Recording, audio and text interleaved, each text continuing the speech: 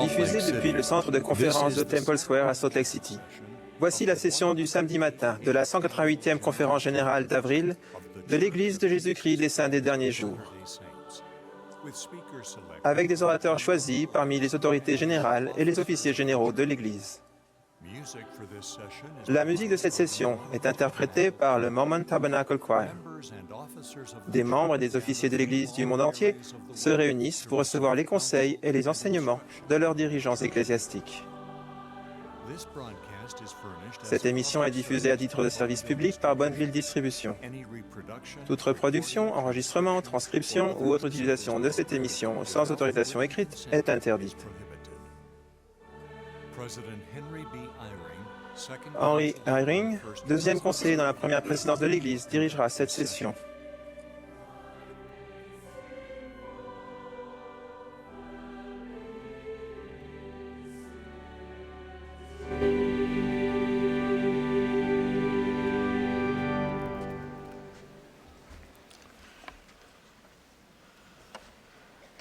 Brothers and sisters, we welcome you to the Saturday morning session of the 188th Annual General Conference of the Church of Jesus Christ of Latter-day Saints, and extend a warm welcome to members and friends. Frères et sœurs, nous vous souhaitons la bienvenue à la session du samedi matin de la 188e conférence générale de l'Église de Jésus-Christ des Saints des Derniers Jours. Nous sommes très heureux d'accueillir les membres et les amis de l'Église qui suivent cette conférence partout dans le monde.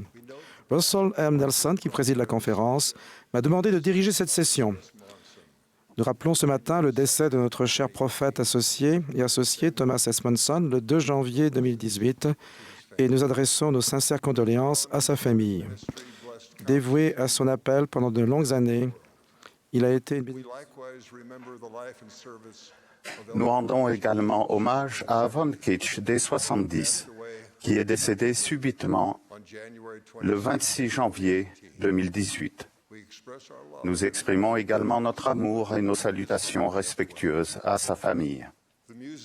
La musique de cette session sera interprétée par le Mormon Tabernacle Choir sous la direction de Mac Wilberg et de Ryan Murphy, avec Andrew Unsworth et Craig Christensen à l'orgue.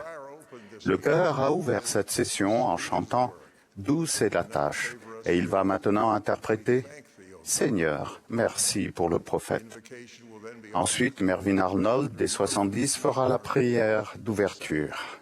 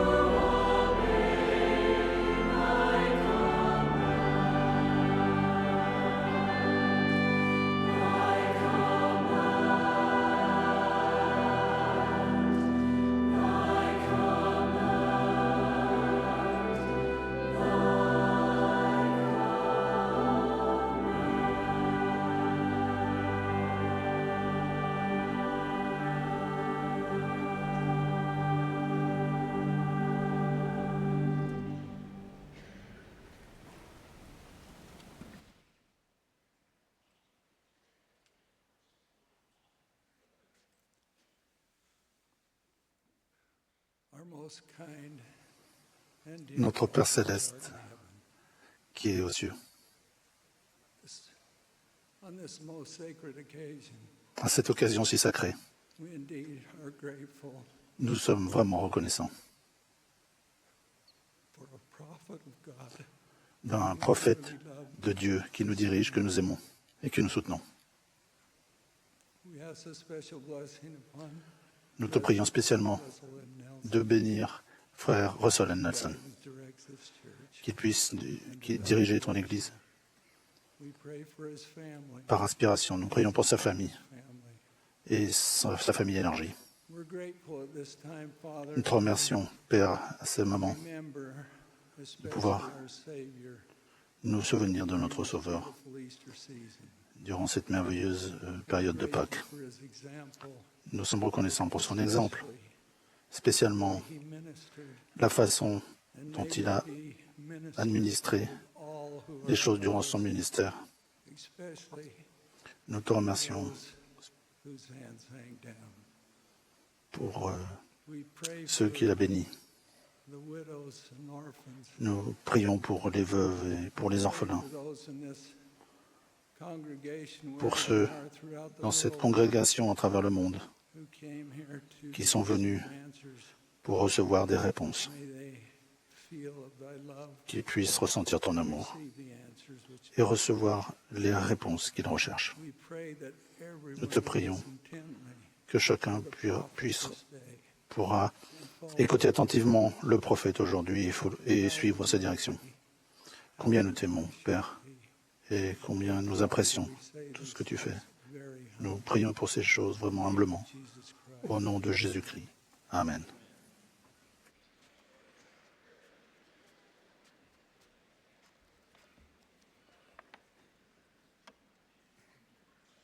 Brothers and sisters, President Nelson has asked that I handle the business. Frères et sœurs, le président Nelson m'a demandé de traiter les affaires de l'Assemblée solennelle pour laquelle nous sommes réunis aujourd'hui. C'est un moment très important pour les membres de l'Église de Jésus-Christ des Saints des Derniers Jours dans le monde entier. Depuis le 10 octobre 1880, quand John Taylor, succédant à Brigham Young, a été soutenu comme prophète voyant et révélateur et président de l'Église de Jésus-Christ des Saints des Derniers Jours, chacune de ces occasions a été appelée Assemblée solennelle du corps de l'Église pour exprimer la voix de l'Église. Nous allons voter par collège et groupe. Où que vous soyez, vous êtes invités à vous lever uniquement quand cela est demandé et à exprimer, en levant la main, si vous choisissez de soutenir les personnes dont les noms vont être présentés. Vous ne devez voter que lorsqu'il vous est demandé de vous lever. Les autorités générales se trouvant dans le tabernacle et l'Assembly Hall à Temple Square observeront le vote dans ces lieux. Dans les centres de pieux, un membre de la présidence de pieux observera le vote. Les personnes qui exprimeront des avis contraires devront prendre contact avec leur président de pieux. Nous allons maintenant commencer. À nouveau, veuillez vous lever et voter uniquement lorsqu'on vous demande de le faire. Nous demandons aux membres de la première présidence de bien vouloir se lever. Il est proposé que la première présidence soutienne Russell Marion Nelson comme prophète, voyant, révélateur et président de l'Église de Jésus-Christ des Saints des Derniers Jours. Que les membres de la première présidence qui sont d'accord le manifestent.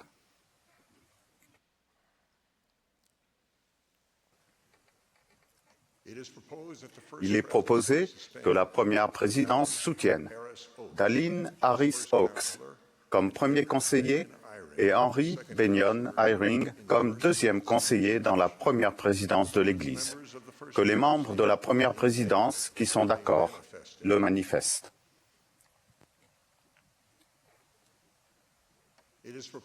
Il est proposé que la première présidence soutienne Dallin Harris Oaks comme président du Collège des 12 apôtres et Melvin Russell Ballard comme président suppléant du Collège des 12 apôtres. Que les membres de la première présidence qui sont d'accord le manifestent.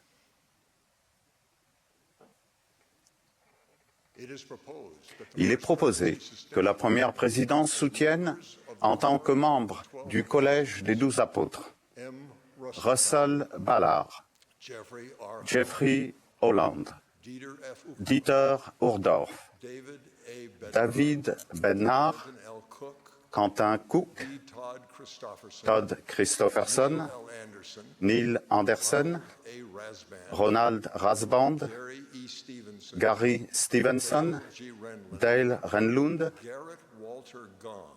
Jerick Gunn et Isis Wallace. Que les membres de la première présidence qui sont d'accord le manifestent.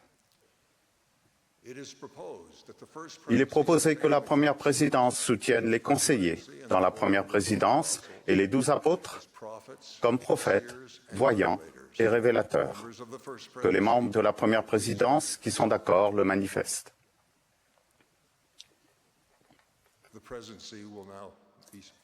Nous demandons à la première présidence de bien vouloir se rasseoir. Nous invitons frère Gand et frère Well à prendre leur place au sein du Collège des 12.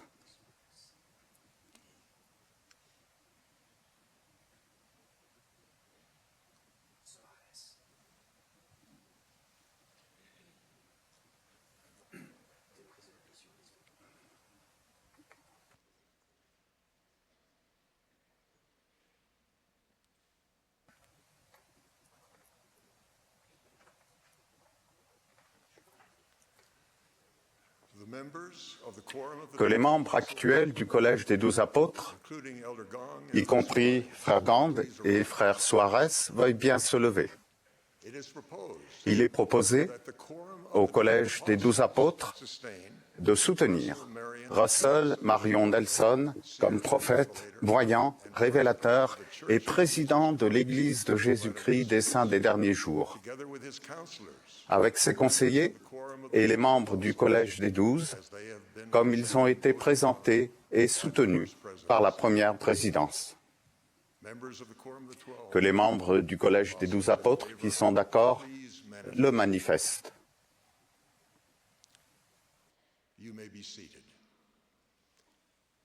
Vous pouvez vous rasseoir. Nous demandons aux 70 autorités générales et aux membres de l'épiscopat président de bien vouloir se lever. Il est proposé à tous les 70 autorités générales et aux membres de l'épiscopat président de soutenir Russell Marion Nelson comme prophète, voyant, révélateur et président de l'Église de Jésus-Christ des Saints des Derniers Jours, avec ses conseillers et les membres du Collège des 12, comme ils ont été présentés et soutenus par la première présidence. Que tous les 70 autorités générales et membres de l'épiscopat président qui sont d'accord le manifestent. Vous pouvez vous rasseoir. Nous demandons aux personnes suivantes de se lever, où qu'elles se trouvent dans le monde, tous les 70 d'interrégion, les patriarches ordonnés, les grands prêtres et les anciens.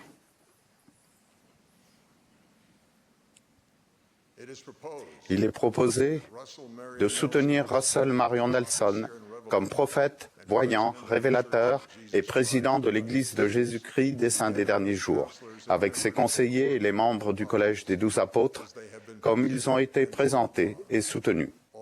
Que tous ceux qui sont d'accord le manifestent. Que ceux qui sont d'avis contraire le manifestent par le même signe. Vous pouvez vous rasseoir. Que tous les membres de la société de secours, c'est-à-dire toutes les femmes de 18 ans et plus, se lèvent. Il est proposé de soutenir Russell Marion Nelson comme prophète, voyant, révélateur et président de l'Église de Jésus-Christ des Saints des Derniers Jours, avec ses conseillers et les membres du Collège des 12 apôtres, comme ils ont déjà été présentés et soutenus. Que toutes les sœurs qui sont d'accord le manifestent en levant la main. Celles qui sont d'avis contraire peuvent le manifester. Vous pouvez vous rasseoir. Avec tous les adultes ayant eu l'occasion de soutenir la première présidence et le Collège des 12, que tous les détenteurs de la prêtrise d'Aaron, c'est-à-dire tous les prêtres, instructeurs et diacres ordonnés, veuillent bien se lever. Il est proposé de soutenir Russell Marion Nelson comme prophète, voyant, révélateur et président de l'Église de Jésus-Christ des Saints des Derniers Jours, avec ses conseillers et les membres du Collège des 12 apôtres, comme ils ont déjà été présentés et soutenus. Que tous ceux qui sont d'accord le manifestent en levant la main. S'il y a des avis contraires, veuillez le manifester. Vous pouvez vous rasseoir. Que toutes les jeunes filles, âgées de 12 à 18 ans, veuillent bien se lever. Il est proposé de soutenir Russell Marion Nelson comme prophète, voyant, révélateur et président de l'Église de Jésus-Christ des Saints des Derniers Jours, avec ses conseillers et les membres du Collège des 12 apôtres, comme ils ont déjà été présentés et soutenus. Que toutes celles qui sont d'accord le manifestent en levant la main. S'il y a des avis contraires, veuillez le manifester. Vous pouvez vous rasseoir. Nous demandons maintenant que tous les membres, où qu'ils soient, se lèvent, y compris tous ceux qui se sont déjà levés.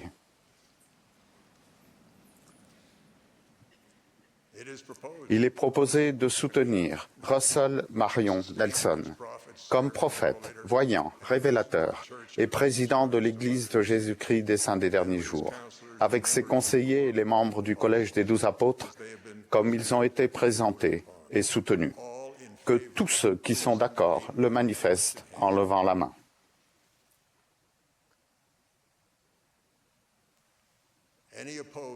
S'il y a des avis contraires, veuillez le manifester. Vous pouvez tous vous rasseoir. Merci, mes frères et sœurs, de votre amour et de votre soutien. Nous traiterons les affaires de la conférence concernant les relèves et les soutiens des autres officiers de l'Église lors de la session du samedi après-midi. Le chœur va maintenant nous interpréter « We listen to a prophet's voice ». Après le chant, nous aurons le plaisir d'entendre Russell Ballard, qui vient d'être soutenu comme président suppléant du Collège des 12 apôtres. Il sera suivi de Brian Taylor et de Larry Echo Hawk des 70.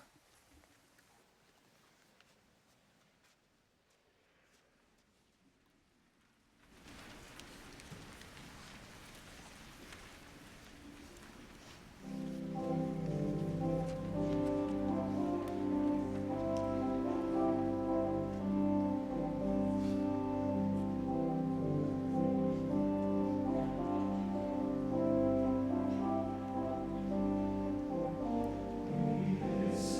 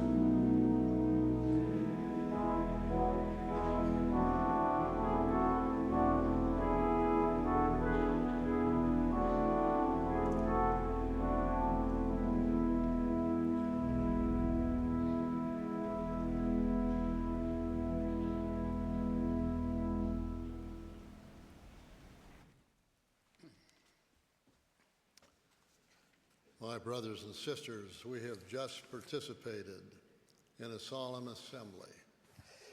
Nous venons de participer à une assemblée solennelle, une pratique qui remonte à la Bible.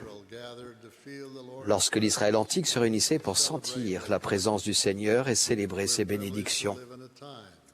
Nous avons la chance de vivre à une époque où cette pratique d'autrefois a été rétablie par l'intermédiaire de Joseph Smith, le prophète. Je vous exhorte à noter dans votre journal personnel ce que vous avez ressenti en cette occasion des plus sacrées à laquelle vous avez pris part. Récemment, nous avons dit au revoir à notre cher ami et prophète, Thomas Monson. Bien qu'il nous manque à tous, nous sommes profondément reconnaissants au Seigneur d'avoir appelé un nouveau prophète, Russell M. Nelson, pour présider son Église. De manière ordonnée, nous avons maintenant ouvert un nouveau chapitre de l'histoire de l'Église. C'est un cadeau précieux de Dieu. En soutenant le président Nelson à main levée, chacun de nous a témoigné devant Dieu et reconnu qu'il est le successeur légitime du président Monson. En levant la main, nous avons promis d'écouter sa voix lorsqu'il reçoit des instructions du Seigneur. Le Seigneur a dit, « Vous prêterez l'oreille à toutes ces paroles, celles du président de l'Église, et à tous les commandements qu'il vous donnera à mesure qu'il les reçoit.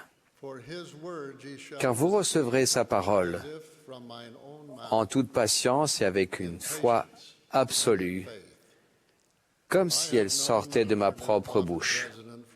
Je connais notre nouveau prophète président depuis plus de 60 ans. J'ai servi à ses côtés dans le Collège des 12 pendant 33 ans.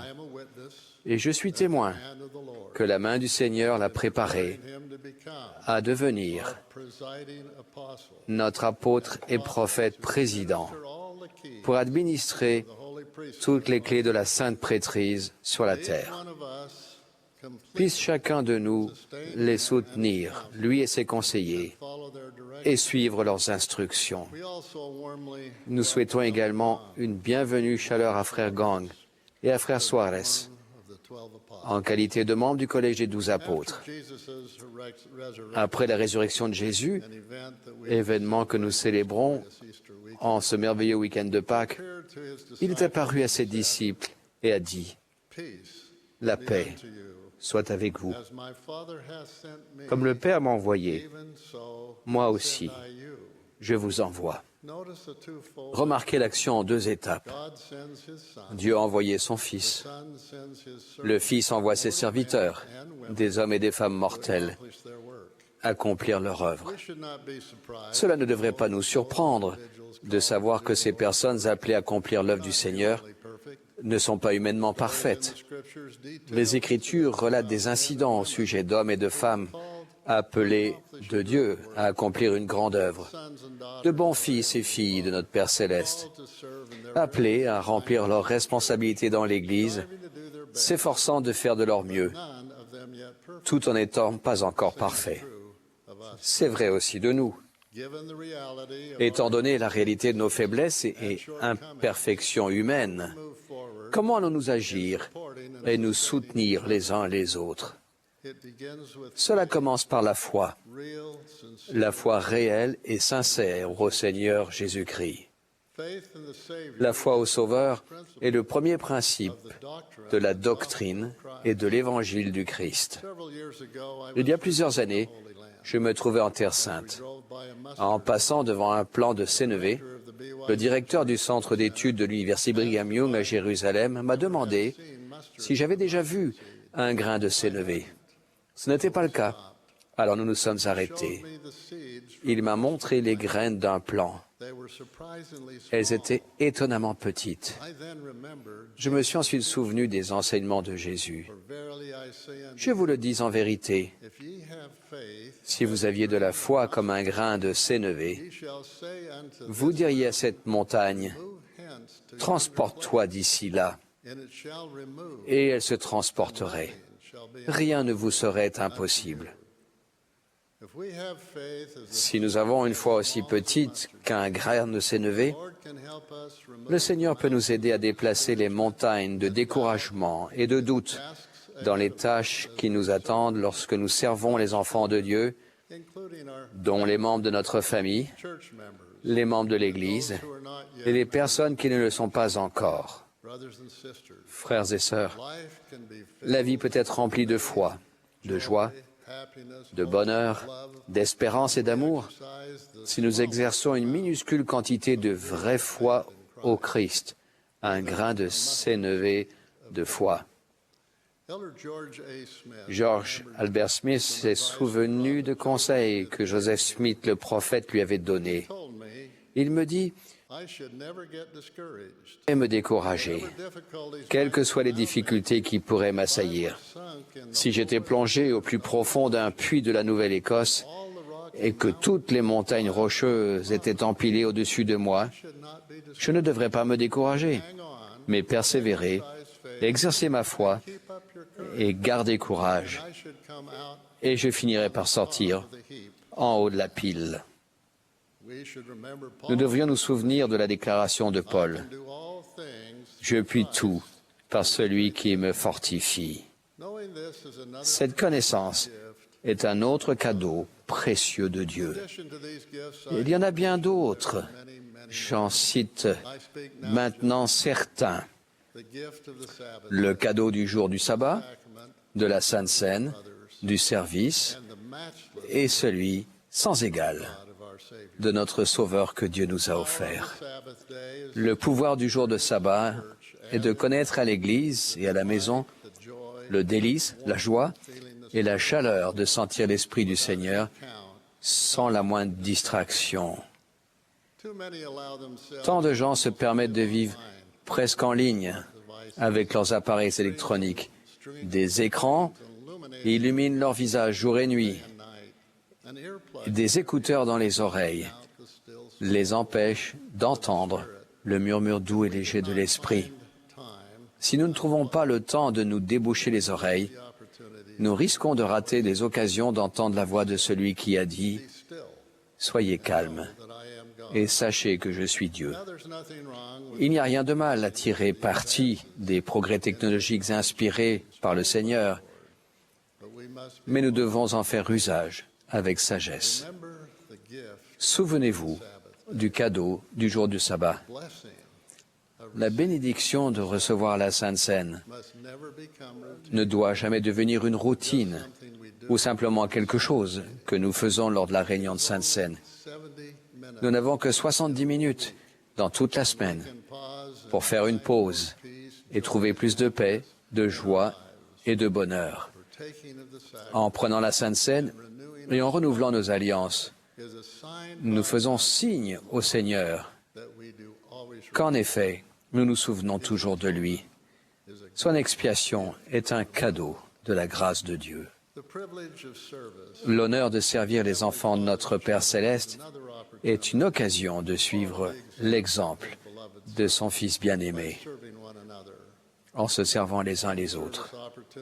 Certains services sont officiels au sein de notre famille, de nos appels dans l'Église et des organisations caritatives de la collectivité.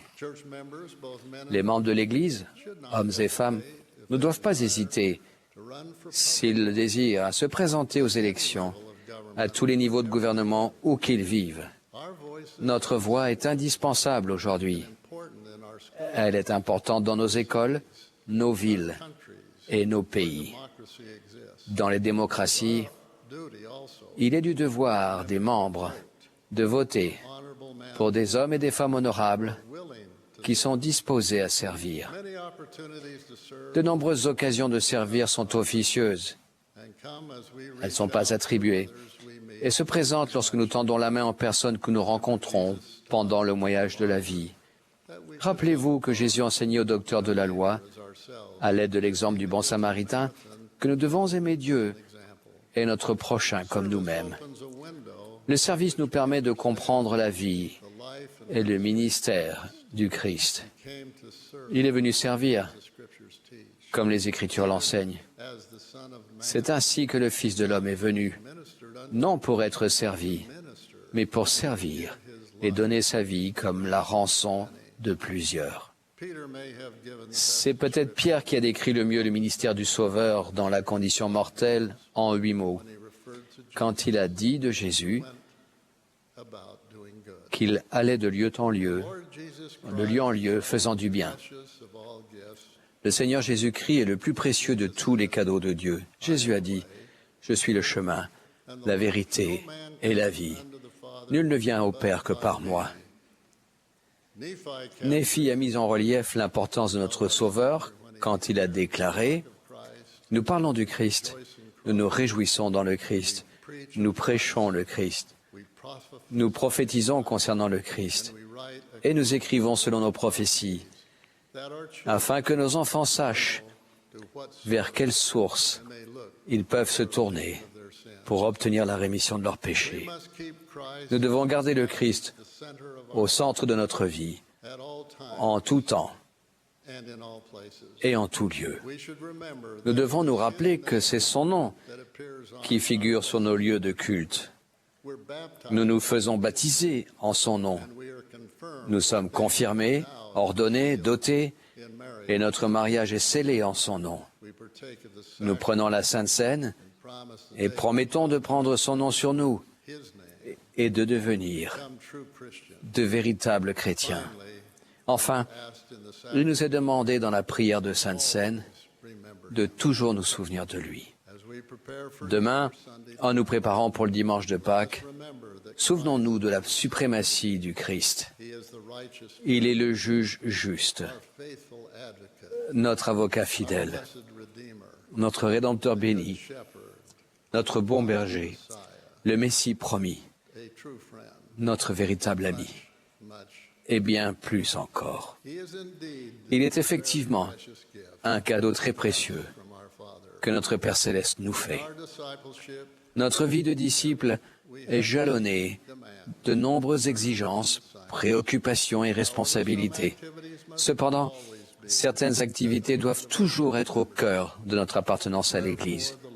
Le Seigneur commande, « Sois donc fidèle, remplis l'office que je t'ai désigné, va au secours des faibles, fortifie les mains languissantes et affermis le genou qui chancelle. » C'est là l'Église en action, c'est là la religion pure, c'est là le véritable sens de l'Évangile, lorsque nous secourons, édifions et affermissons les personnes dans le besoin spirituel et temporel. Pour cela, nous devons leur rendre visite et les aider afin que leur témoignage de foi en notre Père Céleste et en Jésus-Christ et son expiation soit ancré dans leur cœur. Puisse le Seigneur nous aider à chérir notre appartenance à son Église rétablie, à tous ces cadeaux qu'il nous a faits. Je prie pour que nous soyons remplis d'amour pour tous les enfants de notre Père Céleste et que nous voyions leurs besoins et soyons disposés à répondre à leurs questions et à leurs préoccupations au sujet de l'Évangile de manière claire et aimable, afin que la compréhension et l'appréciation mutuelle grandissent. Je témoigne que Jésus-Christ est notre Sauveur. Ce qui va nous être enseigné lors de cette conférence générale nous vient par inspiration d'apôtres et de prophètes, d'autorités générales et de sœurs dirigeantes qui sont des officiers généraux de l'Église. Je prie pour que la joie et la paix du Seigneur demeurent en chacun. Mon humble prière au nom de Jésus-Christ. Amen.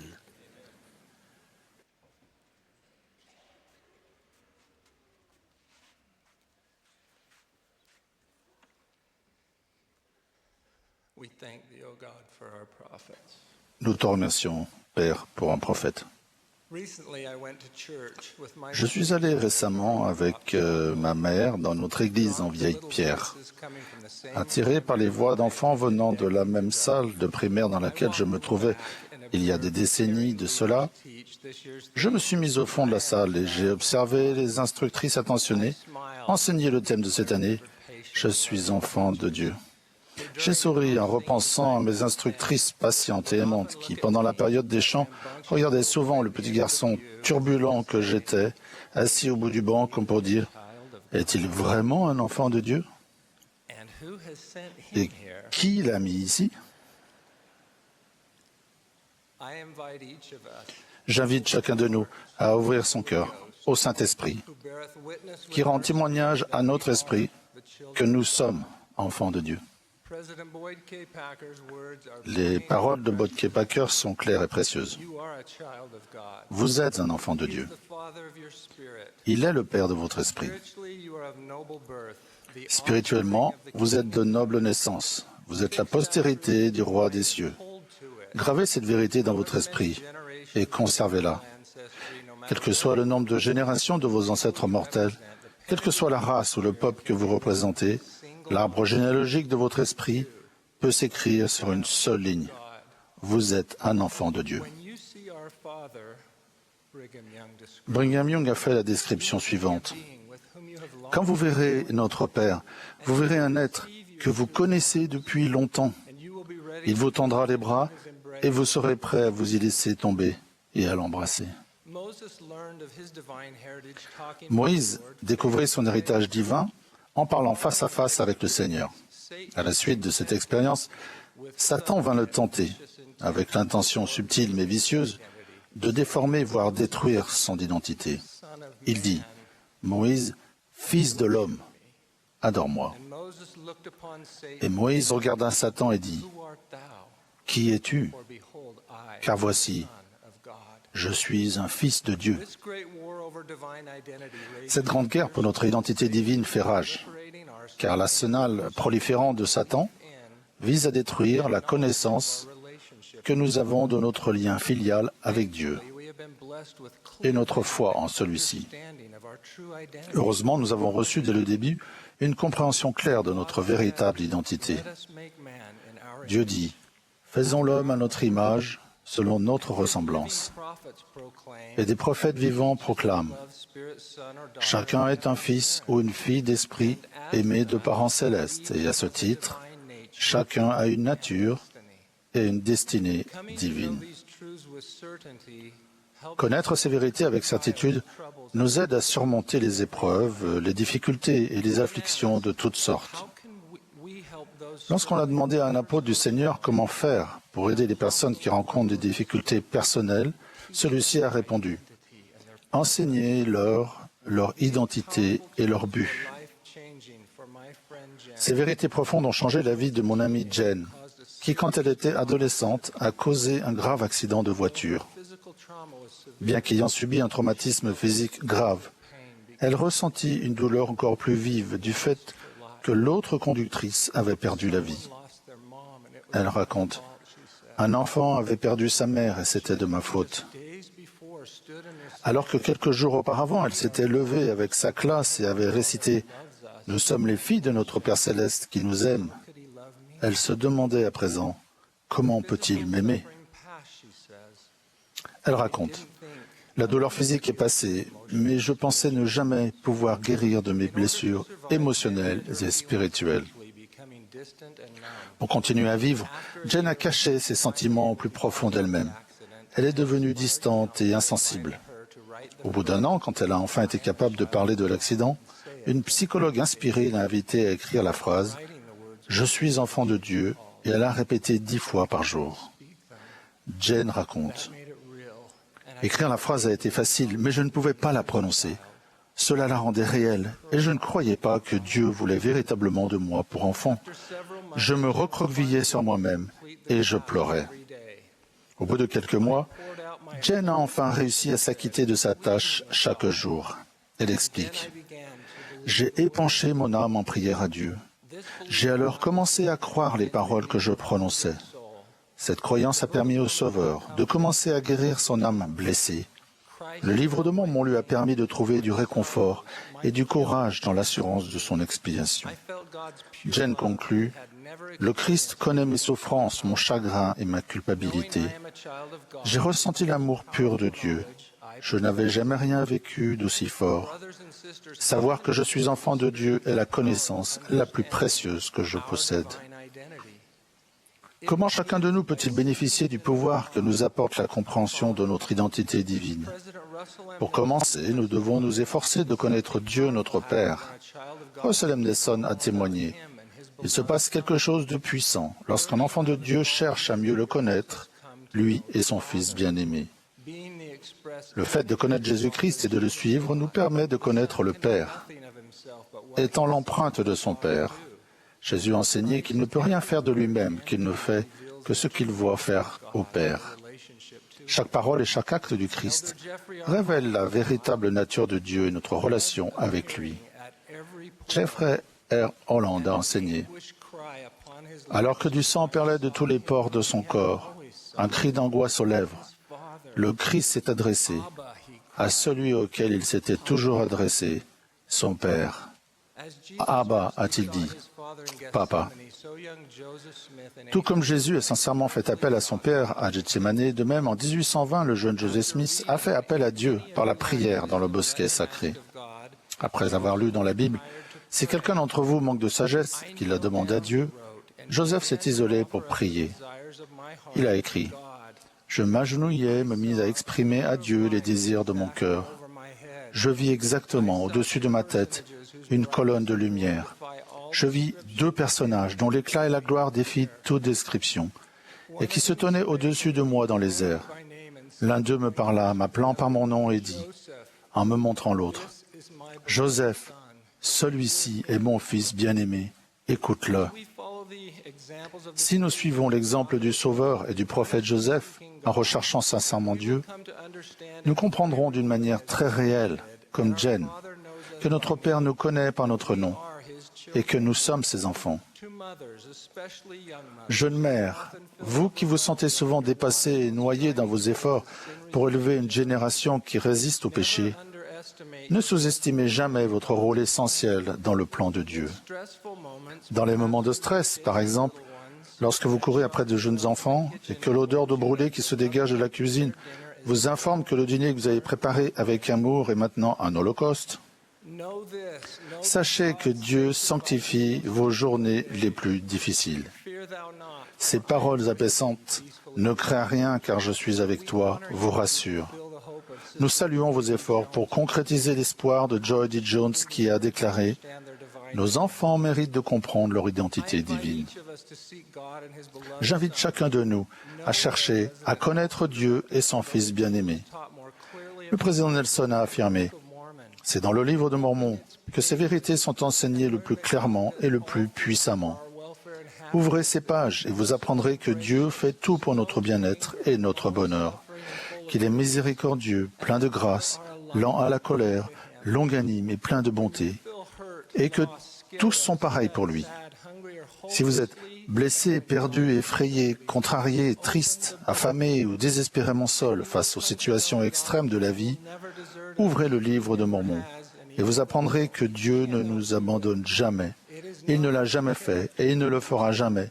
Ce n'est pas possible, c'est contraire à sa personnalité. Lorsque nous connaissons notre Père, cela change tout.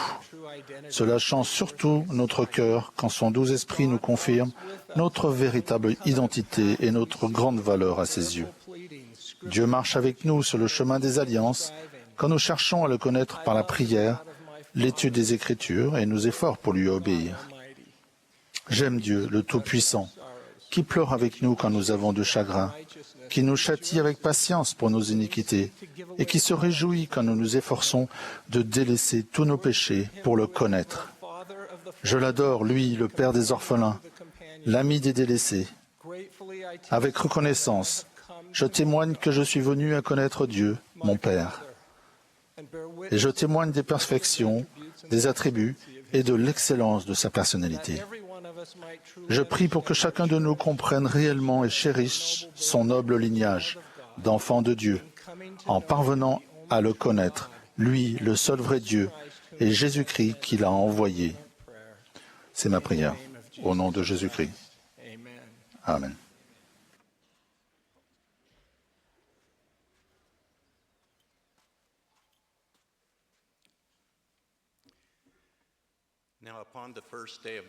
Le premier jour de la semaine, elles se rendirent au sépulcre de grand matin, portant les aromates qu'elles avaient préparés. Elles trouvèrent que la pierre avait été roulée de devant le sépulcre, et étant entrées, elles ne trouvèrent pas le corps du Seigneur Jésus. Comme elles ne savaient pas que penser de cela, voici, 2 hommes leur apparurent en habits resplendissants. Saisies de frayeur, elles baissèrent le visage contre terre.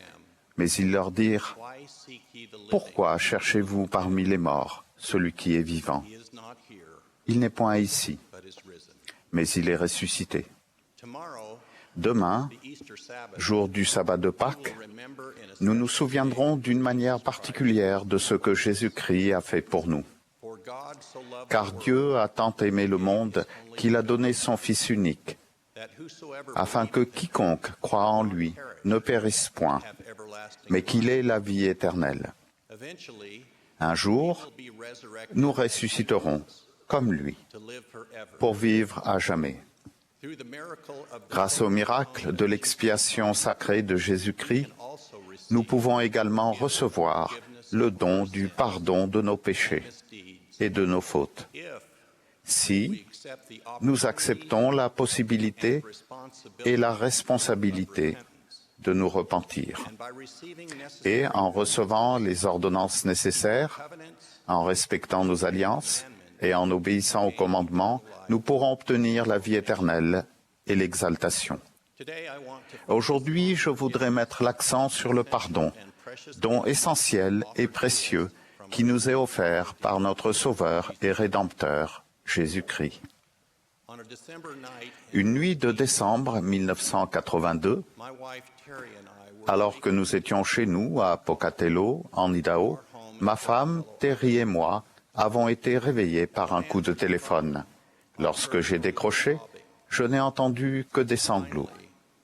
Finalement, la voix de ma sœur a dit avec beaucoup de difficulté, « Tommy est mort ». Un conducteur âgé de 20 ans, ivre et roulant à plus de 130 km à l'heure dans la banlieue de Denver, au Colorado, a imprudemment grillé un feu rouge. Il a alors violemment percuté la voiture conduite par mon frère cadet Tommy, le tuant, ainsi que sa femme, Joanne, sur le coup. Ils rentraient chez eux retrouver leur petite fille, après être allés à une fête de Noël. Ma femme et moi avons immédiatement pris l'avion pour Denver et nous sommes rendus à la morgue. Nous nous sommes réunis avec mes parents et mes frères et sœurs et avons pleuré la perte de nos chers Tommy et Joan. Nous les avions perdus à cause d'un acte criminel insensé. Nous avions le cœur brisé et j'ai commencé à sentir monter en moi de la colère à l'égard du jeune délinquant.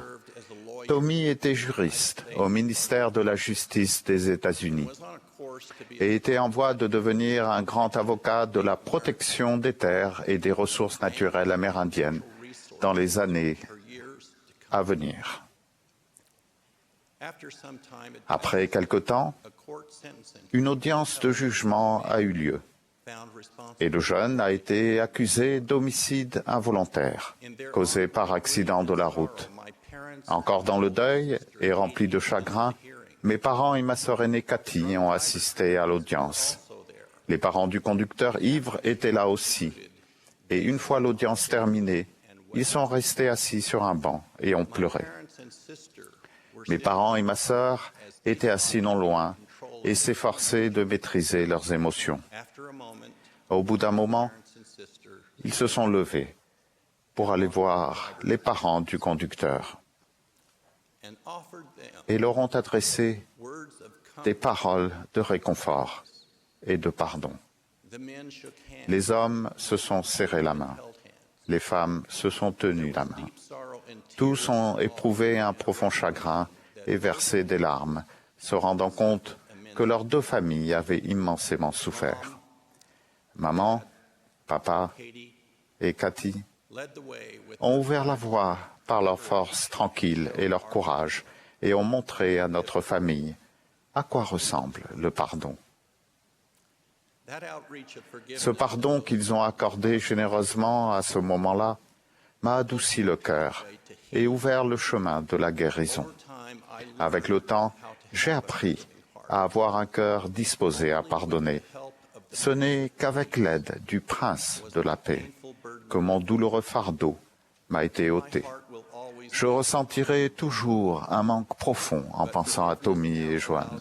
Mais le pardon me permet à présent de me souvenir d'eux avec une joie sans entrave. Et je sais que nous serons de nouveau ensemble, en famille. Je ne suis pas en train de suggérer que nous approuvons les conduites illégales. Nous savons très bien que chaque personne sera tenue pour responsable de ses actes criminels et de ses manquements à la loi. Cependant, nous savons aussi qu'en tant que fils et filles de Dieu, qui suivent les enseignements de Jésus-Christ, nous devons pardonner aux autres, même lorsque ceux-ci ne semblent pas mériter notre pardon. Le Sauveur a enseigné, « Si vous pardonnez aux hommes leurs offenses, votre Père céleste vous pardonnera aussi.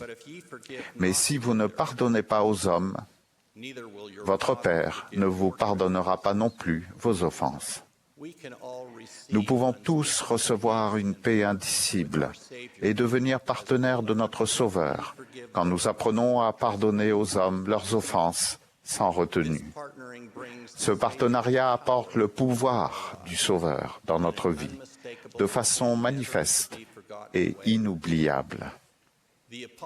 L'apôtre Paul a enseigné, « Ainsi donc, comme des élus de Dieu, revêtez-vous d'entrailles de miséricorde, de bonté, d'humilité, de douceur, de patience.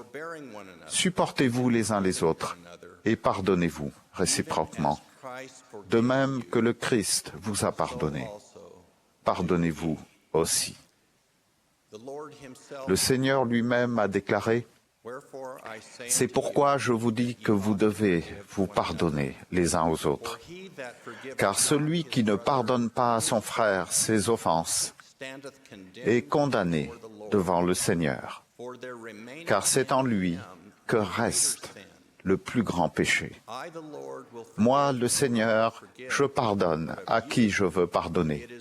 Mais de vous, il est requis de pardonner à tous les hommes. » Les enseignements de notre Sauveur et Rédempteur Jésus-Christ sont clairs. Le pécheur doit être disposé à pardonner aux autres s'il espère lui-même obtenir le pardon. Frères et sœurs, y a-t-il des personnes dans notre vie qui nous ont blessés? Nourrissons-nous des sentiments de rancœur et de colère que nous croyons pleinement justifiés? Permettons-nous à l'orgueil de nous empêcher de pardonner et d'oublier. Je nous invite tous à pardonner complètement et à laisser la guérison opérer de l'intérieur. Et même si le pardon ne survient pas dès aujourd'hui, sachez que si nous le désirons et y travaillons, il viendra. Tout comme ce fut le cas pour moi, après la mort de mon frère. Rappelez-vous aussi qu'un des éléments essentiels du pardon implique de se pardonner à soi-même. Celui qui s'est repenti de ses péchés est pardonné. Et moi, le Seigneur, je ne m'en souviens plus. Je supplie chacun de vous aujourd'hui de se souvenir de l'exemple de Jésus-Christ et de le suivre. Sur la croix du Golgotha, dans son angoisse, il a prononcé ces mots. « Père, pardonne-leur, car ils ne savent ce qu'ils font. » En ayant un esprit de pardon et en agissant dans ce sens, comme l'ont fait mes parents et ma sœur aînée, nous pourrons voir s'accomplir la promesse du Sauveur. Je vous laisse la paix. Je vous donne ma paix. Je ne vous donne pas comme le monde donne. Que votre cœur ne se trouble point et ne s'alarme point. Je témoigne que cette paix se manifestera dans notre vie si nous prêtons attention aux enseignements de Jésus-Christ et suivons son exemple en pardonnant aux autres. Je promets que si nous pardonnons, le Sauveur nous fortifiera et son pouvoir et sa joie se déverseront dans notre vie. Le sépulcre est vide. Le Christ est vivant. Je le connais, je l'aime. Je suis reconnaissant de sa grâce, qui est le pouvoir fortifiant, qui suffit à guérir toute chose, au nom sacré de Jésus-Christ. Amen.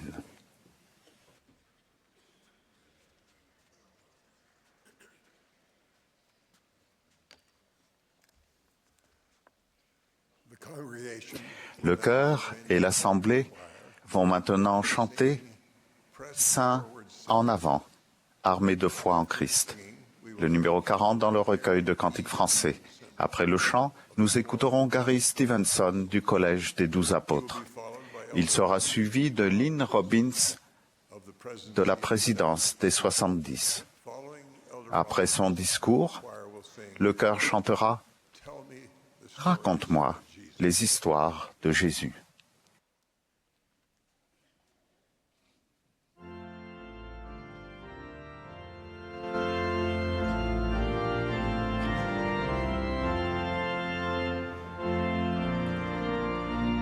This is the 188th Annual General Conference of The Church of Jesus Christ of Latter-day Saints.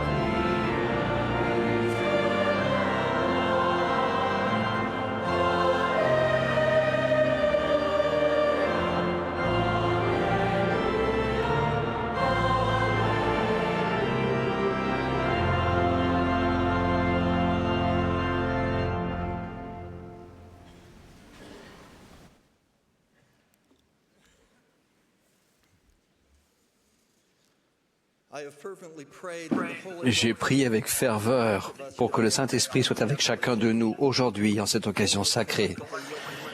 Le soutien du 17e prophète de cette dispensation en cette assemblée solennelle à laquelle nous avons tous participé restera un moment marquant.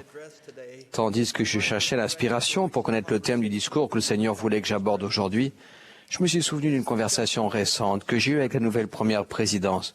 Au cours de cette conversation, l'un des conseillers a dit en substance « J'espère vraiment que les membres de l'Église pourront comprendre la portée de l'appel de Russell M. Nelson comme notre nouveau prophète. Et l'importance et le caractère sacré de l'Assemblée solennelle qui aura lieu lors de la conférence générale. » Il a ajouté « La dernière a eu lieu il y a 10 ans et de nombreux membres de l'Église, en particulier les jeunes, ne s'en souviennent pas ou n'y ont encore jamais participé. Cela m'a fait penser à certaines expériences que j'ai eues. Le premier prophète dont je me souviens est David O. McKay. J'avais 14 ans quand il est décédé. Je me souviens du sentiment de perte qui a accompagné son décès et des larmes dans les yeux de ma mère. Je me rappelle que les paroles « Veuille bénir le président McKay » sortaient si naturellement de ma bouche pendant mes prières que si parfois je ne faisais pas attention, je les prononçais encore, même après son décès. Je me demandais si mon esprit et mon cœur allaient avoir les mêmes sentiments et la même conviction pour les prophètes qui lui succéderaient. Mais, un peu comme les parents qui aiment chacun de leurs enfants, j'ai ressenti pour Joseph Fielding Smith, qui a succédé au président McKay, de l'amour, un lien et un témoignage, comme pour chacun des prophètes qui ont suivi, Harold Billy, Spencer Kimball, Ezra Taft Benson, Howard Hunter, Gordon B. Hinckley, Thomas Monson et aujourd'hui, Russell M. Nelson.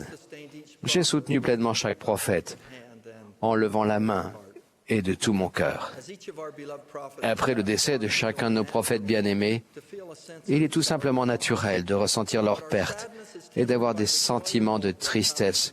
Mais notre tristesse est adoucie par la joie et l'espoir qui nous viennent de l'une des grandes bénédictions du rétablissement, l'appel et le soutien d'un prophète vivant sur terre. Pour ce faire, je vais parler de ce processus divin que nous avons observé au cours des 90 derniers jours. Je vais le décrire en 4 parties. Premièrement, le décès de notre prophète et la dissolution de la première présidence. Deuxièmement, la période précédant la réorganisation de la nouvelle première présidence. Troisièmement, l'appel du nouveau prophète. Et quatrièmement, le soutien du nouveau prophète et de la nouvelle première présidence lors de l'Assemblée solennelle.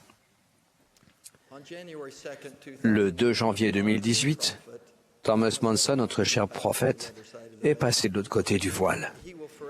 Il aura pour toujours une place dans notre cœur. Les sentiments qu'exprimait Henry B. Eyring aux funérailles du président Monson décrivent succinctement les nôtres.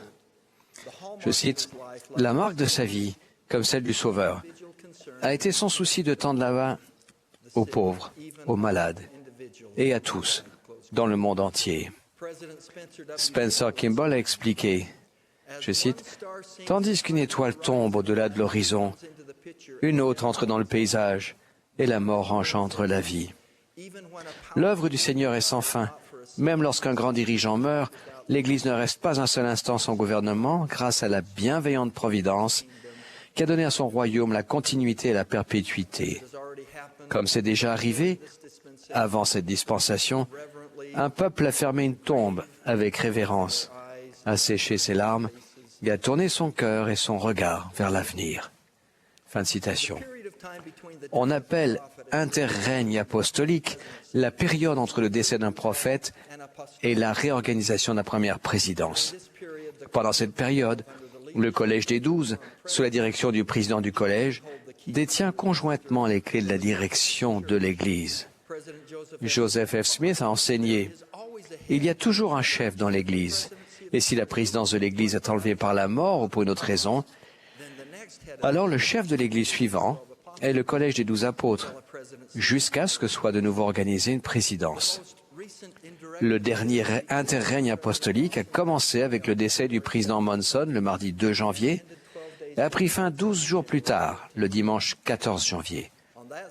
Le matin de ce jour du sabbat, le Collège des 12 apôtres s'est réuni dans la salle haute du temple de Salt Lake City, dans le jeûne et la prière, sous la présidence de Russell M. Nelson, le doyen des apôtres, et président du Collège des 12. Lors de cette réunion sacrée et mémorable, suivant un précédent bien établi dans l'unité et à l'unanimité, les frères, assis par ordre d'ancienneté dans l'apostolat en un demi-cercle de 13 chaises, ont levé la main pour soutenir l'organisation d'une première présidence et ensuite pour soutenir Russell Marion Nelson comme président de l'Église de Jésus-Christ des Saints des Derniers Jours. Après ce soutien, les membres du Collège des 12 se sont mis en cercle autour du président Nelson et ont placé leurs mains sur sa tête pour l'ordonner et le mettre à part, et le doyen des apôtres suivant a prononcé l'ordination. Le président Nelson a alors nommé ses conseillers, Dallin Harris Oakes et Henry Benyon Eyring. Frère Oakes étant le président du Collège des 12 apôtres et Melvin Russell Ballard, le président suppléant de ce collège. Après des votes de soutien semblables, le président Nelson a mis à part chacun de ses frères à son office respectif. Ce fut une expérience profondément sacrée, accompagnée d'un déversement de l'esprit. Je vous témoigne avec une certitude absolue que la volonté du Seigneur, pour laquelle nous avons prié avec ardeur, s'est manifestée avec force au cours des activités et des événements de cette journée. Avec l'ordination du président Nelson et la réorganisation de la première présidence, l'interrègne apostolique a pris fin et la première présidence nouvellement constituée a commencé à se mettre en action sans qu'il y ait même une seconde d'interruption dans la direction du royaume du Seigneur sur la terre. Ce matin, ce processus divin a atteint son apogée conformément à cette instruction scripturaire indiquée dans Doctrine et Alliance. Car tout doit se faire avec ordre et par consentement commun dans l'Église, par la prière de la foi. Et 3 grands prêtres présidents, soutenus par la confiance, la foi et la prière de l'Église, forment le collège de la présidence de l'Église. David B. Haight avait décrit une précédente occurrence de ce que nous avons vécu aujourd'hui. Je cite, « Nous sommes les participants et les témoins d'une cérémonie très sacrée, une assemblée solennelle pour traiter de choses célestes. Comme dans le passé, les saints du monde entier ont jeûné et prié longuement pour recevoir un déversement de l'Esprit du Seigneur qui est si perceptible ce matin lors de cette occasion. Une assemblée solennelle, comme son nom l'indique, est une cérémonie sacrée, sobre et empreinte de recueillement, au cours de laquelle les saints se réunissent sous la direction de la première présidence. » Fin de citation.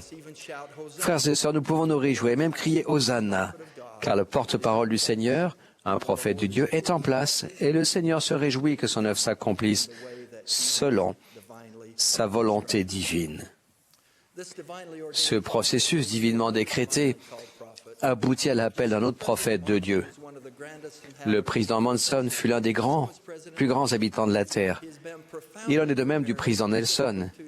Il a été très bien préparé, spécialement formé par le Seigneur pour nous diriger à cette époque. C'est une grande bénédiction que Russell M. Nelson, notre cher président, soit notre prophète aimant et dévoué, le 17e président de l'Église en cette dernière dispensation.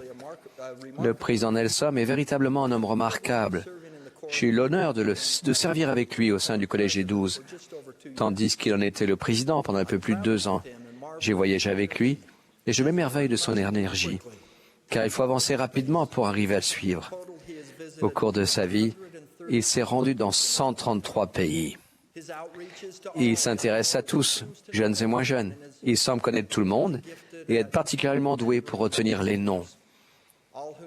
Chaque personne qui le connaît a l'impression d'être sa préférée. Il en est de même pour chacun de nous, grâce à son amour et à son intérêt sincère pour tous. J'ai fréquenté le président Nelson principalement dans nos fonctions ecclésiastiques. Toutefois, j'ai aussi découvert la vie professionnelle qu'il a eue avant d'être appelé autorité générale. Comme beaucoup d'entre vous le savent, le président Nelson était un chirurgien cardiaque de renommée mondiale et, tôt dans sa carrière médicale, un pionnier de la conception de la machine cœur-poumon. En 1951, il était avec l'équipe de recherche qui a accompli la première opération à cœur ouvert sur un homme à l'aide d'un pontage cœur-poumon. Il a effectué une opération du cœur sur le président Kimball, peu de temps avant qu'il devienne prophète. Fait intéressant, lorsqu'il était appelé au Collège des 12, il y a 34 ans, il a mis fin à sa carrière professionnelle passé à renforcer et réparer des cœurs et a commencé un ministère apostolique consacré à fortifier et réparer les cœurs de centaines de milliers de personnes dans le monde entier, chacune ayant été édifiée par ses paroles et ses actes, empreints de sagesse et inspirés par un esprit de service et d'amour. Un cœur semblable à celui du Christ. Quand j'imagine une personne ayant un cœur chrétien, j'ai l'image du président Nelson. Je n'ai rencontré personne qui personnifie davantage cette vertu que lui. Cela a été extrêmement formateur de pouvoir observer personnellement les manifestations du cœur chrétien du président Nelson. En octobre 2015, quelques semaines après mon appel au Collège des 12, j'ai eu l'occasion d'avoir un aperçu rapproché de ce qu'avait été la vie professionnelle du président Nelson. J'ai été invité à assister à une manifestation où on lui a décerné une distinction dans le domaine de la chirurgie cardio-thoracique. En entrant dans la salle, j'étais surpris de voir le grand nombre de professionnels présents pour honorer et saluer le travail que le président Nelson avait accompli de nombreuses années auparavant en tant que médecin et chirurgien. Au cours de cette soirée, un grand nombre de professionnels ont pris la parole pour exprimer leur respect, leur admiration pour la contribution exceptionnelle du président Nelson dans sa spécialité médicale. Aussi impressionnant que chaque intervenant ait été en décrivant les divers accomplissements du président Nelson, j'ai été plus fasciné encore par la conversation que j'ai eue avec un homme assis à côté de moi. Il ne savait pas qui j'étais, mais il connaissait le président Nelson en tant que Dr Nelson, directeur du programme de spécialisation en chirurgie thoracique d'une université de médecine en 1955. Cet homme était l'un de ses anciens élèves. Il a évoqué de nombreux souvenirs. Le plus intéressant fut sa description du style d'enseignement du président Nelson, qui, selon ses dires, avait contribué pour une grande part à sa notoriété. Il a expliqué qu'une grande partie des cours des étudiants en chirurgie cardiaque avaient lieu dans la salle d'opération. Là, ils observaient et effectuaient des opérations chirurgicales sous la supervision des professeurs, comme dans un cours en laboratoire. Il a expliqué que l'ambiance des salles d'opération dirigées par certains chirurgiens universitaires était chaotique, compétitive, stressante, voire égoïste. Cet homme a décrit cela comme un environnement difficile, parfois même humiliant.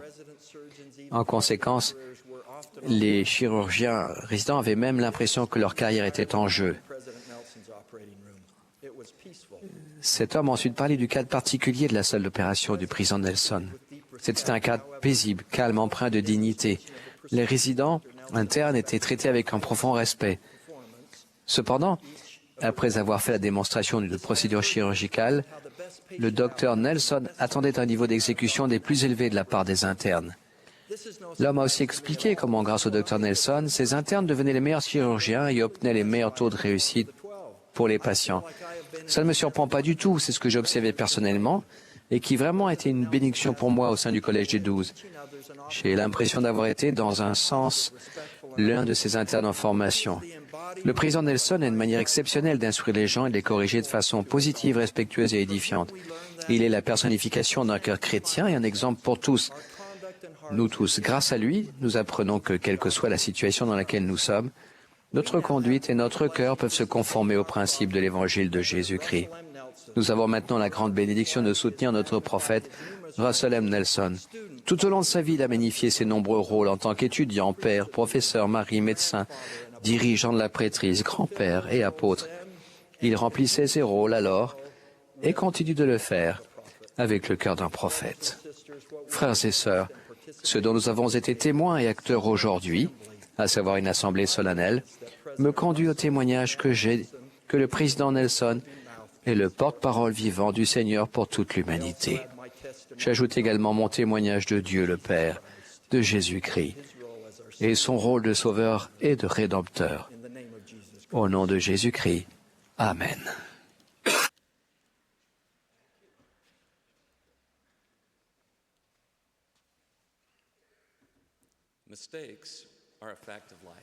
Les erreurs font partie de la vie. Il est pratiquement impossible d'apprendre à bien jouer du piano sans faire de milliers, voire 1 million d'erreurs. Pour apprendre une langue étrangère, On doit subir l'embarras de faire des milliers, voire 1 million d'erreurs. Même les plus grands sportifs au monde ne cessent jamais de faire des erreurs. Il a été dit, le succès n'est pas l'absence d'échecs, mais il consiste à passer d'échec en échec sans perdre son enthousiasme. Après avoir inventé l'ampoule électrique, Thomas Edison a dit « Je n'ai pas échoué 1000 fois. L'ampoule électrique a été inventée en 1000 étapes. » C.S. Lewis a appelé les échecs des panneaux indicateurs sur la route du succès. Il est à espérer que chacune de nos erreurs deviendra une leçon de sagesse qui transformera les pierres d'achoppement en tremplin. La foi inébranlable de Néphi l'a aidé à aller d'échec en échec jusqu'à ce qu'il obtienne finalement les plaques d'airain. Il a fallu à Moïse 10 tentatives avant de finalement réussir à fuir d'Égypte avec les Israélites. Nous pouvons nous demander, si Néphi et Moïse étaient en mission pour le Seigneur, pourquoi n'est-il pas intervenu pour les aider à réussir du premier coup? Pourquoi a-t-il permis qu'eux, et nous aussi, nous échouions dans nos tentatives pour atteindre notre but? Il y a de nombreuses réponses importantes à cette question. En voici quelques-unes. Tout d'abord, le Seigneur sait que ces choses nous donneront de l'expérience et seront pour notre bien. Deuxièmement, pour nous permettre de goûter à la mer afin d'apprendre à apprécier le bon. Troisièmement, pour prouver que la victoire appartient à l'Éternel et que c'est seulement par sa grâce que nous pouvons accomplir son œuvre et devenir comme lui. Quatrièmement, pour nous aider à cultiver des dizaines d'attributs chrétiens qui ne peuvent être raffinés que grâce à l'opposition et dans la fournaise de l'adversité. Ainsi, notre vie est remplie d'écueils et d'imperfections. Nous sommes tous reconnaissants d'avoir des secondes chances. En 1970, alors que je venais d'entrer en première année à BYU, je me suis inscrit à un nouveau cours sur les rudiments de la physique que Jay Baliff, professeur renommé, enseignait.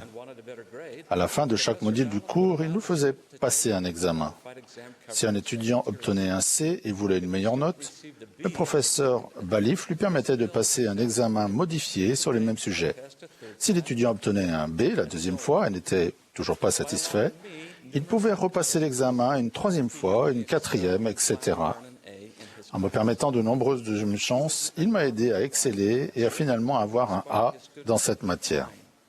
C'était un professeur exceptionnellement sage, qui incitait ses étudiants à continuer d'essayer, à ne pas craindre l'échec ni à le considérer comme une tragédie, mais comme un formateur auprès de qui tirer des leçons. J'ai récemment téléphoné à ce grand homme, 47 ans après avoir suivi son cours de physique. Je lui ai demandé pourquoi il permettait à ses étudiants d'innombrables tentatives pour améliorer leurs notes. Il m'a dit « Je voulais être du côté des étudiants. » Nous sommes reconnaissants pour les deuxièmes chances, suivant les erreurs ou les échecs de l'intellect. Et nous sommes émerveillés de la grâce du Sauveur qui nous donne des deuxièmes chances pour surmonter les péchés, les échecs du cœur. Personne n'est plus de notre côté que le Sauveur. Il nous permet de passer et de repasser ces examens. Pour devenir comme lui, il nous faudra d'innombrables deuxièmes chances dans nos combats quotidiens contre l'homme naturel. Par exemple, entre autres, dans la maîtrise de nos appétits, l'apprentissage de la patience et du pardon, la victoire sur la paresse et les péchés de mission, pour n'en nommer que quelques-uns. Si l'erreur est humaine, combien d'échecs nous faudra-t-il jusqu'à ce que notre nature ne soit plus humaine mais divine? Des milliers? Plus vraisemblablement 1 million. Sachant que les échecs seraient quotidiens, le Sauveur a payé un prix infini pour nous donner autant de chances qu'il le faudrait pour réussir notre mise à l'épreuve terrestre. Il arrive souvent que l'opposition qu'il permet nous semble insurmontable, voire presque impossible à supporter. Pourtant, il ne nous laisse pas sans espoir. Pour que notre espérance reste forte face aux épreuves, la grâce du Sauveur est toujours prête et toujours présente. Sa grâce est un moyen divin de recevoir de l'aide ou de la force, un pouvoir habilitant qui permet aux hommes et aux femmes d'obtenir la vie éternelle et l'exaltation après avoir fait eux-mêmes tous les efforts possibles. Sa grâce et son œil aimant sont sur nous tout au long de notre voyage, tandis qu'il inspire, allège les fardeaux, fortifie délivre, protège, guérit et secourt son peuple, même quand il trébuche sur le chemin étroit et resserré. Le repentir est le don de Dieu toujours disponible, qui nous permet de passer d'échec en échec, sans perdre notre enthousiasme. Le repentir n'est pas son plan de secours pour le cas où nous échouerions. Le repentir est son plan, sachant que nous échouerons. L'évangile est un évangile de repentir, et comme le président Nelson l'a dit, ce sera un programme de toute une vie. Dans ce programme de repentir de toute une vie, la Sainte Seine est la façon que le Seigneur a désignée pour nous fournir un accès continuel à son pardon. Si nous prenons le cœur brisé et l'esprit contrit, il nous offre chaque semaine son pardon à mesure que nous progressons d'échec en échec sur le chemin des alliances. Car a dit le Seigneur, malgré leurs péchés, mes entrailles sont remplies de compassion pour eux. Mais combien de fois nous pardonnera-t-il? Combien de temps dure sa longanimité? Un jour, Pierre a demandé au Sauveur, « Seigneur, combien de fois pardonnerai-je à mon frère lorsqu'il péchera contre moi? Sera-ce jusqu'à 7 fois ?» Probablement, Pierre pensait-il que 7 était un nombre suffisamment grand pour souligner la folie de pardonner trop de fois et que la générosité a ses limites. En réponse, le Sauveur dit essentiellement à Pierre de ne même pas compter, de ne pas fixer de limite au pardon. Jésus lui dit, « Je ne te dis pas jusqu'à 7 fois, mais jusqu'à 70 fois 7 fois. » Il est évident que le Sauveur ne fixait pas une limite supérieure à 490. Cela équivaudrait à dire que prendre la Sainte Seine se limite à 490 fois, puis que la 491e fois, un contrôleur céleste intervient et dit « Je regrette beaucoup, mais ta carte de repentir vient d'expirer. À partir de maintenant, tu te débrouilles. » Le Seigneur a utilisé le calcul de 70 fois 7 fois comme une métaphore de son expiation infinie, de son amour illimité et de sa grâce inépuisable. Oui, toutes les fois que mon peuple se repentira, je lui pardonnerai ses offenses envers moi. Cela ne veut pas dire que la Sainte Seine devient un permis de péché. C'est une des raisons pour lesquelles le Seigneur a inclus cette expression dans le livre de Mormon. Mais aussi souvent qu'ils se repentaient et recherchaient le pardon avec une intention réelle. Ils étaient pardonnés. Une intention réelle implique un effort sérieux et un changement véritable. Changement est le mot principal que le guide des Écritures utilise pour définir le repentir. Changement dans l'esprit et le cœur qui provoque une nouvelle attitude vis-à-vis de Dieu, de soi-même et de la vie en général. Ce genre de changement entraîne une progression spirituelle. Alors, notre succès ne consiste pas à passer d'échec en échec, mais à progresser d'échec en échec sans perte d'enthousiasme. En ce qui concerne le changement, réfléchissez à cette pensée. Les choses qui ne changent pas restent les mêmes. Cette lapalissade n'est pas destinée à offenser votre intelligence, mais elle a la sagesse profonde de Boyke et Packer qui a ajouté « Et quand nous avons fini de changer, nous avons fini de progresser. » Comme il n'est pas souhaitable d'arrêter de progresser avant de devenir semblable au Sauveur, nous devons continuer de nous relever chaque fois que nous chutons, avec le désir de continuer à avancer en dépit de nos faiblesses. Dans notre faiblesse, il me rassure. « Ma grâce te suffit, car ma puissance s'accomplit dans la faiblesse. »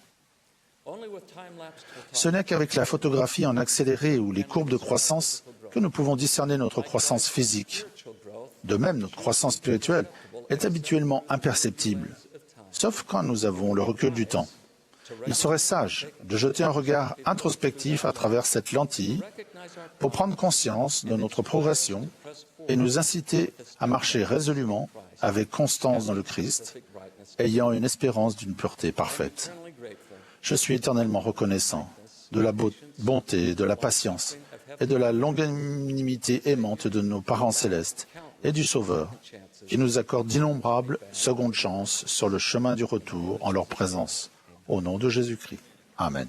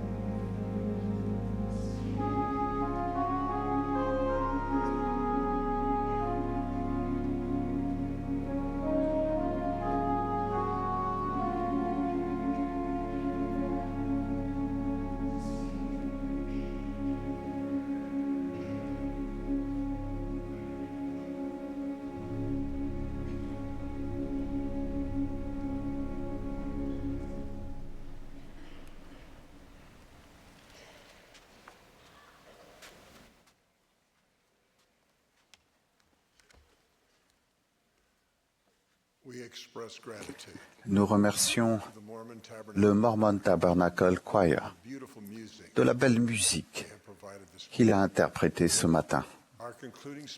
Le dernier orateur de cette session sera Neil Anderson, du Collège des 12 apôtres.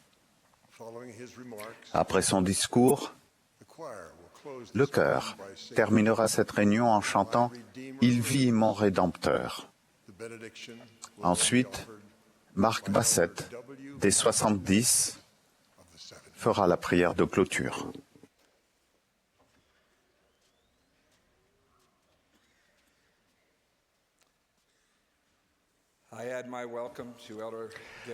J'ajoute ma bienvenue à frère Gong et frère Suarez, à la fraternité inégalée du Collège des 12. En soutenant Russell Nelson comme prophète du Seigneur et président de l'Église de Jésus-Christ des Saints des Derniers Jours, nous avons pris part à une assemblée solennelle que Dieu a décrétée. Solennelle parce que les événements de l'ère écoulée ont été prévus dans les cieux avant que le monde n'existe. Le Seigneur Jésus-Christ, qui dirige son œuvre, nous a aujourd'hui, par l'intermédiaire du président Eyring, présenté son prophète, son dirigeant oint, à nous, son peuple d'alliance, nous permettant de manifester publiquement notre volonté de le soutenir et de suivre ses recommandations. J'aimerais ajouter aux millions de membres qui ne sont pas ici dans le centre de conférence que l'Esprit du Seigneur dans ce bâtiment, pendant le soutien du président Nelson, a été exactement comme nous aurions pu l'anticiper, plein de pouvoir spirituel en abondance. Mais notre assemblée commandée par les cieux ne se trouve pas uniquement dans ce centre de conférence, mais dans le monde entier, dans des églises en Asie, en Afrique, en Amérique du Nord, dans des foyers en Amérique centrale, en Amérique du Sud et en Europe, sur des terrasses abritées dans le Pacifique et dans les îles de la mer. Cette assemblée se trouve dans tout endroit du monde où vous puissiez être, même si votre connexion n'est que le canal audio de votre smartphone. Nos évêques n'ont pas eu à compter nos mains levées, mais elles ont sans aucun doute été notées dans les cieux, comme notre alliance l'est avec Dieu, et notre geste est inscrit dans le livre de vie. C'est le Seigneur lui-même qui choisit un prophète. Il n'y a pas de campagne électorale, pas de débat, pas de manœuvre pour obtenir le poste, pas de dissension, de méfiance, de confusion ni de commotion. Je confirme, moi aussi, que les pouvoirs du ciel étaient présents avec nous dans la salle haute du temple, quand nous avons entouré dans la prière le président Nelson et avons ressenti l'approbation indéniable du Seigneur le concernant. La sélection du président Nelson pour servir en tant que prophète de Dieu a été faite il y a bien longtemps. Les paroles du Seigneur adressées à Jérémie s'appliquent également au président Nelson. Avant que je t'eusse formé dans le ventre de ta mère, je te connaissais, et avant que tu fusses sorti de son sein, je t'avais consacré, je t'avais établi prophète des nations. Il y a 3 ans, frère Nelson, à 90 ans, était 4e par ordre d'ancienneté et 2 des 3 apôtres qui le précédaient étaient plus jeunes que lui.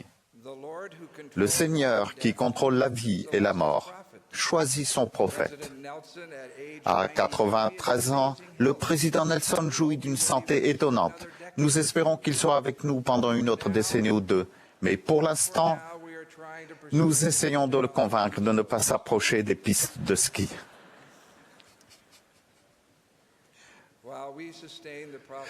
Bien que nous soutenions le prophète comme étant loin du Seigneur, qu'il soit bien clair que nous n'adorons que Dieu, notre Père céleste, et son Fils divin. C'est par les mérites, la miséricorde et la grâce de notre Sauveur, Jésus-Christ, que nous pourrons retourner un jour en leur présence. Néanmoins, Jésus a enseigné une vérité importante concernant les serviteurs qu'il nous envoie. Il a dit « Celui qui vous reçoit, me reçoit, et celui qui me reçoit, reçois celui qui m'a envoyé. Le rôle le plus important du prophète du Seigneur consiste à nous faire connaître le Sauveur et à nous conduire à lui. Il existe de nombreuses raisons logiques de suivre le président Nelson. Même les personnes qui sont du monde le considèrent comme brillant. Comme frère Stevenson l'a expliqué, il a été médecin à 22 ans, un chirurgien cardiaque estimé et un pionnier renommé du développement de la chirurgie à cœur ouvert. D'autres personnes reconnaissent sa sagesse et son jugement. 9 décennies d'apprentissage sur la vie et la mort, de vie altruiste, passée à aimer et à enseigner les enfants de Dieu partout dans le monde. Et l'expérience acquise en ayant 10 enfants, 57 petits-enfants et 118 arrière-petits-enfants. Ce dernier chiffre change fréquemment. Un arrière-petit-fils est né mercredi dernier.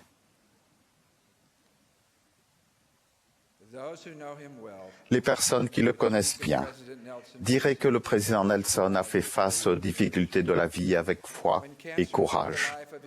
Lorsque le cancer a emporté sa fille Emily à 37 ans, laissant un mari aimant et 5 jeunes enfants, je l'ai entendu dire « J'étais son père, médecin et apôtre du Seigneur Jésus-Christ, mais j'ai dû incliner la tête et admettre que ma volonté ne se fasse pas, mais la tienne. » Bien que nous admirions toutes ces nobles qualités, nous suivons le président Nelson parce que le Seigneur Jésus-Christ l'a appelé et l'a désigné pour être sa sentinelle sur la tour. Carcassonne est une remarquable ville fortifiée de France qui date du Moyen Âge. Des tours élevées surplombant les murs protecteurs ont été bâties pour les sentinelles qui restaient nuit et jour, les yeux rivés au loin, guettant l'ennemi. Lorsque l'une d'elles le voyait approcher, sa voix d'avertissement protégeait les habitants de Carcassonne des dangers imminents qu'ils ne pouvaient voir. Un prophète est une sentinelle sur la tour qui nous protège de dangers spirituels que nous ne voyons peut-être pas. Le Seigneur a dit à Ézéchiel, « Je t'ai établi comme sentinelle sur la maison d'Israël. Tu dois écouter la parole qui sort de ma bouche et les avertir de ma part. » Nous parlons souvent de la nécessité de suivre le prophète, mais réfléchissez à ce fardeau pesant que le Seigneur place sur son prophète.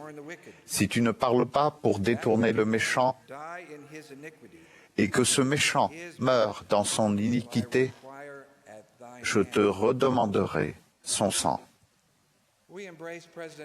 Nous acceptons le président Nelson comme nous aurions accepté Pierre ou Moïse si nous avions vécu à leur époque. Dieu dit à Moïse, « Va donc, je serai avec ta bouche et je t'enseignerai ce que tu auras à dire. » Nous écoutons le prophète du Seigneur avec la foi que ses paroles sortent de la propre bouche du Seigneur. Est-ce de la foi aveugle? Non. Nous avons tous un témoignage spirituel de la véracité du rétablissement de l'Évangile de Jésus-Christ. Nous avons choisi, de notre propre volonté, de lever la main ce matin pour affirmer notre désir de soutenir le prophète du Seigneur par notre confiance, notre foi et nos prières, et de suivre ses recommandations. En qualité de saints des derniers jours, nous avons le droit de recevoir un témoignage personnel que l'appel du président Nelson vient de Dieu. Bien que ma femme Cathy le connaisse personnellement depuis près de 30 ans et n'ait aucun doute quant à la divinité de son appel, après sa mise à part, elle a commencé à lire tous ses discours de conférence générale des 34 dernières années, en priant pour recevoir une confirmation encore plus profonde de son rôle de prophète. Je vous promets que ce témoignage supplémentaire vous sera donné si vous le recherchez humblement et dignement. Pourquoi sommes-nous si disposés à suivre la voie de notre prophète?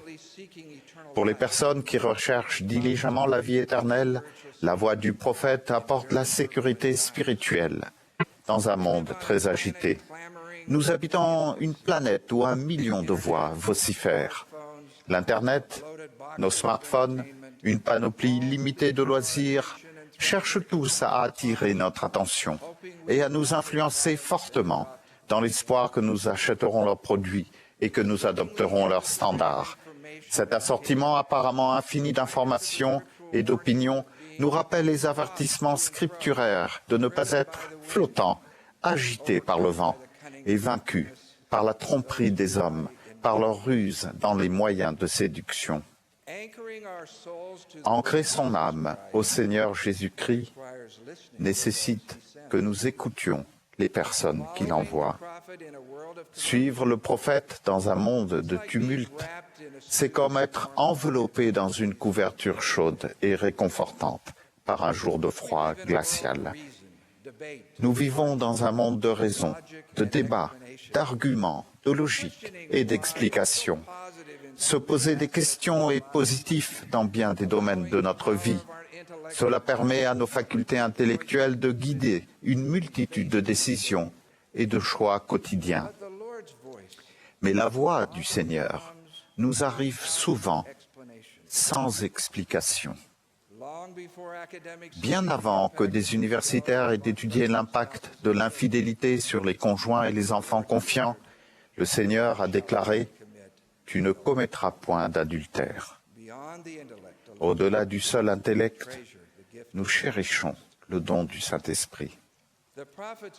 La voix du prophète, bien qu'elle soit douce, sera souvent une voix qui nous demandera de changer, de nous repentir et de retourner au Seigneur. Si nous devons rectifier le tir, ne tardons pas. Et ne vous alarmez pas si la voix d'avertissement du prophète contredit l'opinion populaire du jour. Les non-croyants mécontents et moqueurs profèrent toujours des railleries dès que le prophète s'exprime. Si vous suivez humblement les recommandations du prophète du Seigneur, je vous promets un surcroît de sécurité et de paix. Ne soyez pas surpris si parfois vos opinions personnelles ne sont pas, au départ, en harmonie avec les enseignements du prophète du Seigneur. Ce sont des moments d'apprentissage, d'humilité, où nous nous mettons à genoux en prière. Nous avançons avec foi, avec confiance en Dieu, sachant qu'avec le temps, nous recevons plus d'éclaircissements spirituels de la part de notre Père céleste. Un prophète a décrit le don incomparable du Sauveur comme étant la volonté du Fils, engloutie dans la volonté du Père.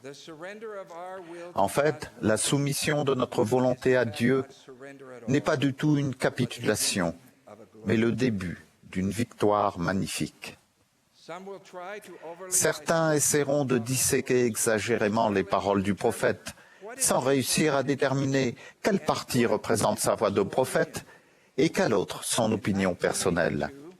En 1982, 2 ans avant d'être appelé autorité générale, le président Nelson a dit « Je ne me demande jamais à quel moment est-ce que le prophète parle en tant que prophète. Ce qui m'intéresse, c'est de savoir comment je peux lui ressembler davantage. » Il a ajouté « Ma philosophie consiste à arrêter de mettre des points d'interrogation au bout de déclarations du prophète et à y mettre des points d'exclamation. » Voilà comment un homme humble et spirituel a choisi de structurer sa vie. Maintenant, 36 ans plus tard, il est le prophète du Seigneur. J'ai personnellement découvert que si j'étudie les paroles du prophète de Dieu avec une prière dans le cœur, conformant spirituellement avec soin et avec patience ma volonté à ses enseignements inspirés, ma foi au Seigneur Jésus-Christ grandit toujours. Si nous choisissons de mettre ses conseils de côté et décidons que nous en savons plus long que lui, notre foi en souffrira et notre perspective éternelle sera obscurcie. Je vous promets que si vous continuez résolument à suivre le prophète, vous aurez une plus grande foi au Sauveur. Le Sauveur a dit, « Tous les prophètes ont témoigné de moi. » Un prophète ne se tient pas entre vous et le Sauveur. Il se tient à côté de vous et indique le chemin qui mène au Sauveur. La plus grande responsabilité d'un prophète et le plus grand cadeau qu'il nous fait sont son témoignage sûr, sa connaissance certaine que Jésus est le Christ. Comme Pierre de jadis, notre prophète déclare « Il est le Christ, le Fils du Dieu vivant ». Un jour futur, lorsque nous réfléchirons à notre vie dans la condition mortelle, nous nous réjouirons d'avoir vécu sur terre à l'époque d'un prophète vivant.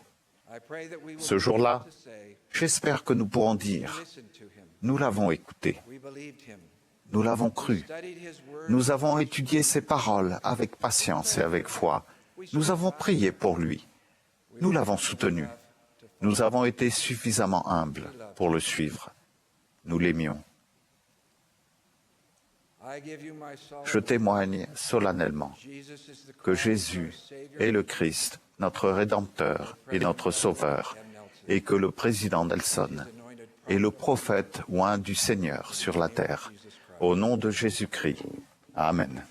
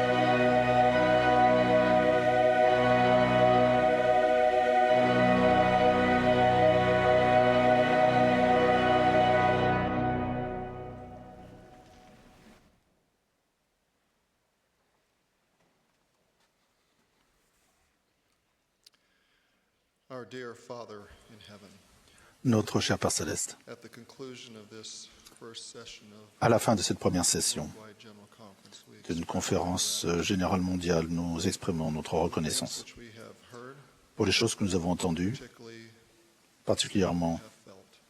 celles que nous avons ressenties. We ask thee, Father, to help us Nous te demandons, Père, de nous aider, d'agir to do those things which would lead en us conséquence et de faire ce qui nous mènera plus près de toi. We are particularly grateful, Father, Nous sommes spécialement reconnaissants, Père, pour cette assemblée solennelle, for the privilege and blessing pour le privilège et la bénédiction, hands and de pouvoir lever notre main guiding our hearts, et unir nos cœurs stay in our beloved prophet, en soutenant notre prophète bien-aimé, frère Nelson, counselors, ainsi que ses conseillers 12. et les 12. We love our prophet. Nous aimons notre We prophète. are grateful for the feelings we Nous sommes reconnaissants pour ce que les sentiments que nous avons eus pendant que nous avons levé la main pledged our hearts to him. et reconnu ta volonté et We ask thee to bless us, Father, that nous nous sommes engagés envers toi. hearts will be further Te prions, Père, de bénir nos cœurs, qu'ils soient as we follow unis, our leaders. tandis que nous suivons nos dirigeants, We might become the covenant que nous puissions of thy Son. devenir les enfants de l'Alliance. We love thee. Nous t'aimons We express our gratitude to thee et for nous this t'exprimons sacred occasion, notre reconnaissance pour cette occasion sacrée et particulièrement pour ton Fils, pour sa vie, his sacrifice, son sacrifice knowledge of his resurrection. et la connaissance que nous avons de sa résurrection. We say these things Nous disons ces choses in Jesus Christ. au nom de Jésus-Christ. Amen.